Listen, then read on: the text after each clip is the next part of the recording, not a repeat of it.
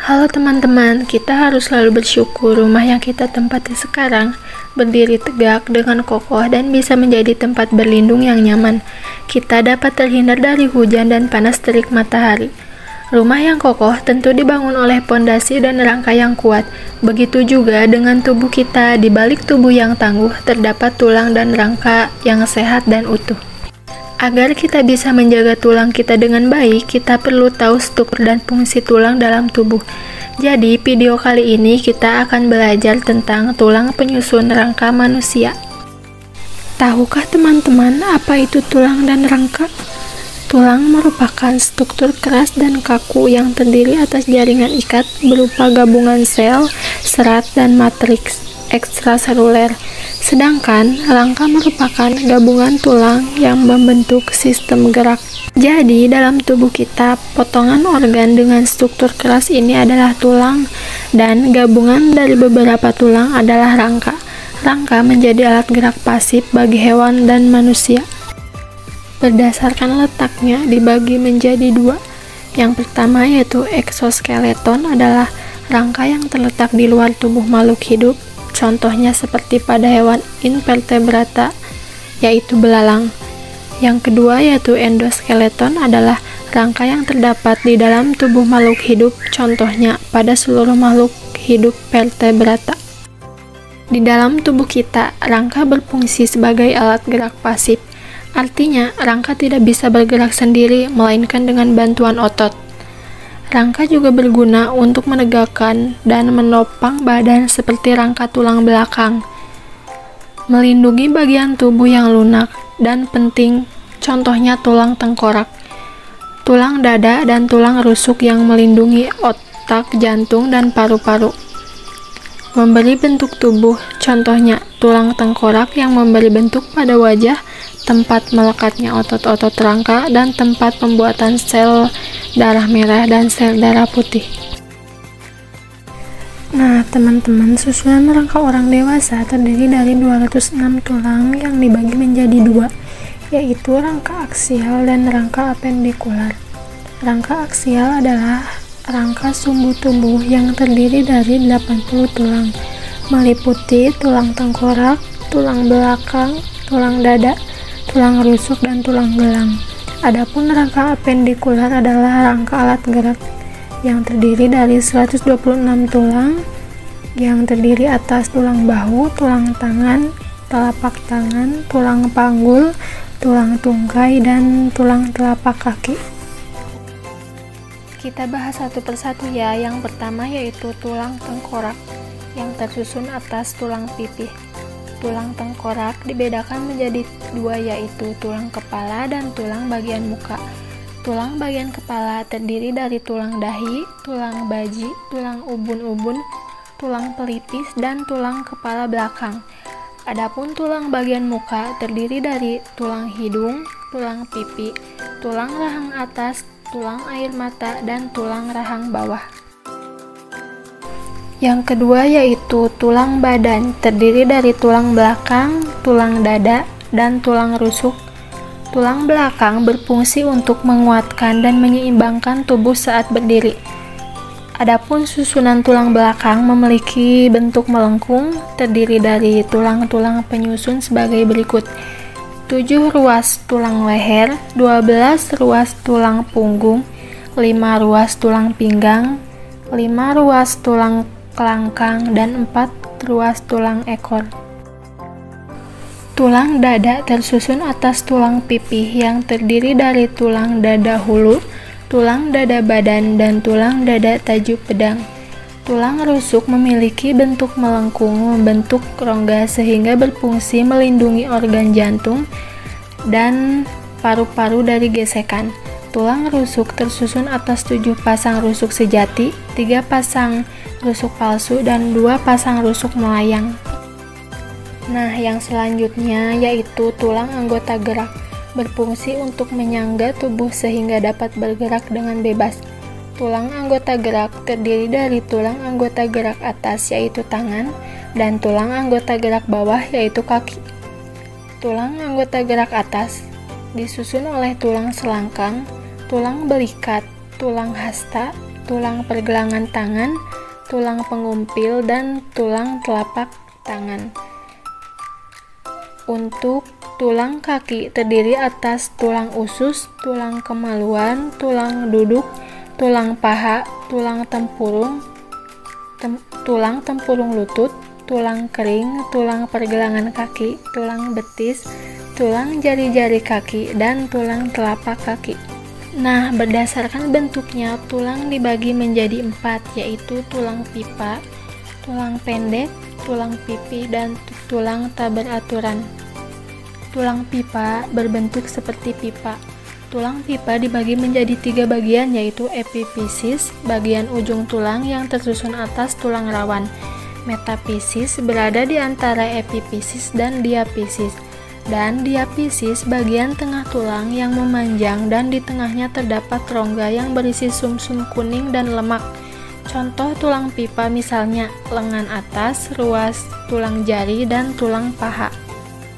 Yang selanjutnya yaitu tulang pipih, yang terdiri atas lempengan-lempengan tulang kompak dan tulang spons, yang berfungsi sebagai pelindung atau penguat. Di bagian dalam terdapat sumsum merah sebagai tempat pembuatan sel-sel darah merah dan sel-sel darah putih.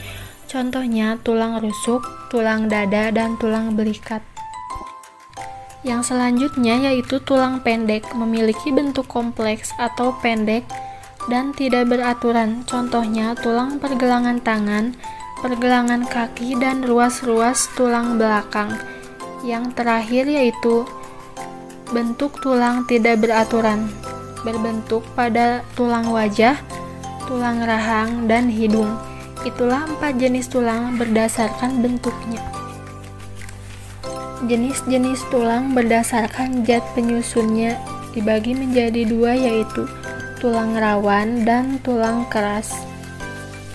Tulang rawan atau kartilago tersusun dari jaringan ikat berserabut tebal, matriks yang elastis, sel tulang rawan atau kondrosit yang terletak di dalam rongga kecil atau lakuna, dan tulang rawan ini bersifat kuat dan lentur. Jenis-jenis tulang rawan: yang pertama, tulang rawan elastis, mengandung serabut elastis dan kolagen, terdapat pada daun telinga, epiglotis, dan bronkiolus. Yang kedua yaitu tulang rawan hialin, mengandung serabut kolagen yang halus berwarna kuning kebiruan, terdapat pada ujung tulang rusuk dan permukaan tulang persendian. Yang terakhir yaitu tulang rawan fibrosa, mengandung serabut kolagen yang padat dan kasar, terdapat pada ruas-ruas tulang belakang. Yang selanjutnya yaitu tulang keras atau osteon, merupakan jaringan ikat yang mengandung mineral, disusun oleh sel tulang atau osteosit yang terletak di dalam lakuna. Osteosit satu dengan yang lainnya saling berhubungan melalui kanalikuli. Adapun jenis-jenis tulang keras yaitu tulang kompak dan tulang spons. Tulang kompak terdapat sistem Happers, mengandung zat kapur, fosfat, dan serabut kolagen. Contohnya bagian diafisis tulang pipa.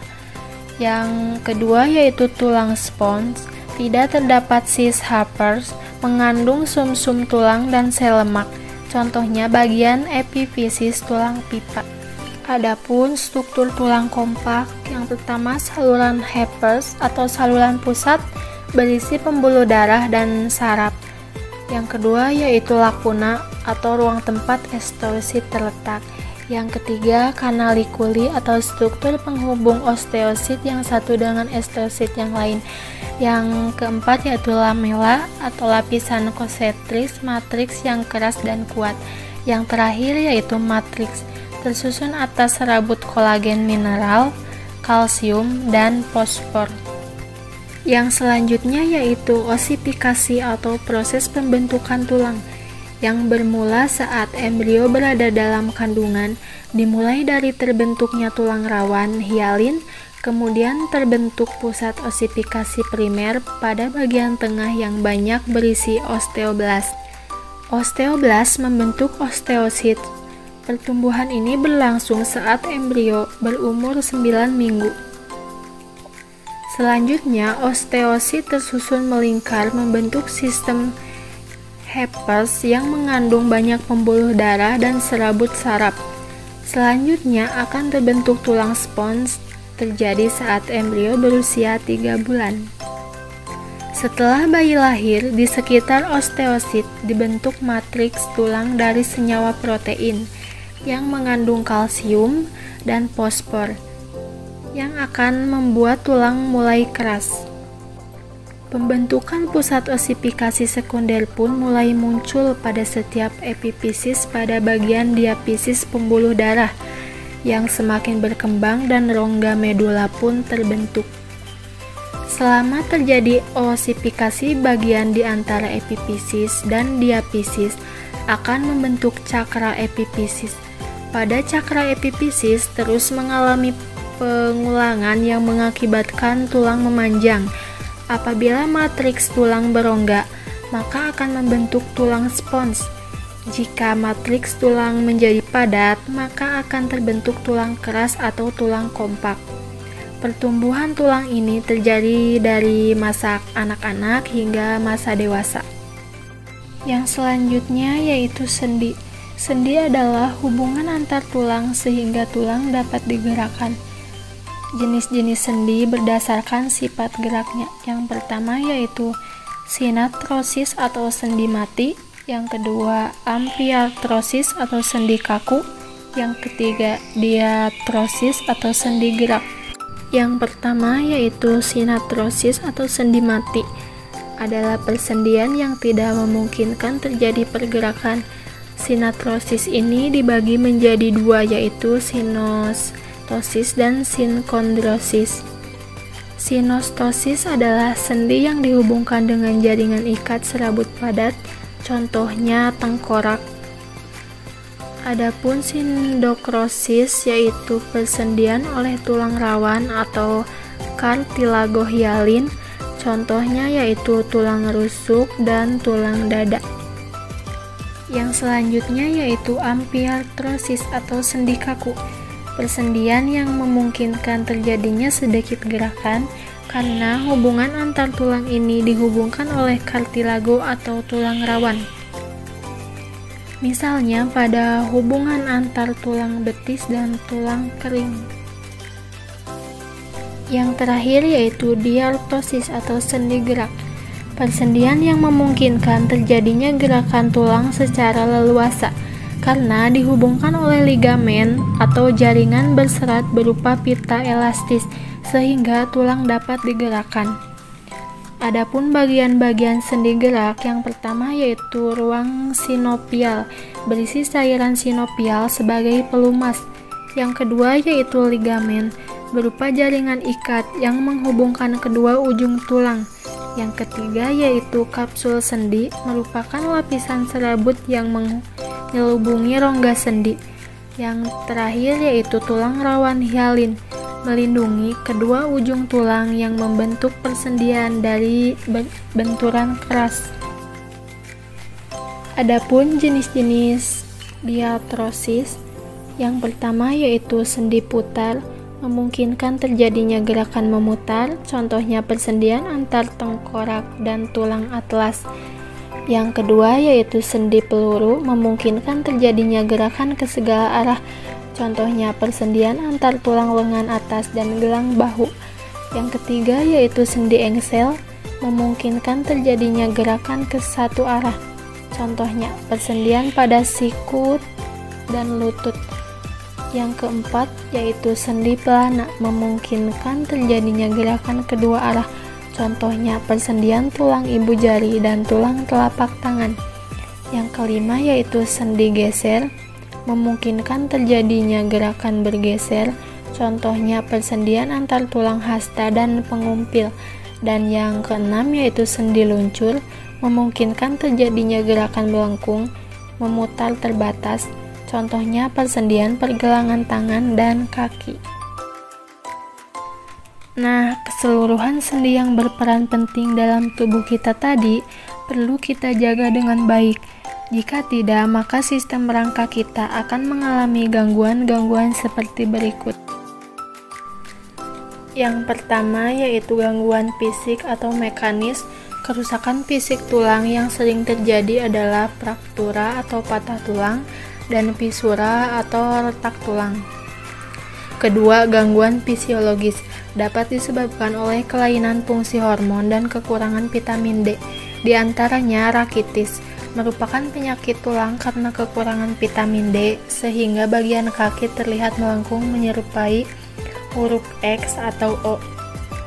Osteoporosis merupakan penurunan massa tulang sehingga tulang menjadi rapuh dan mudah patah. Osteoporosis merupakan penurunan massa tulang sehingga tulang menjadi rapuh dan mudah patah. Nekrosis, kerusakan pada selaput tulang. Yang selanjutnya, gangguan pada kedudukan tulang belakang, di antaranya kifosis, adalah keadaan tulang belakang yang bengkok ke arah belakang.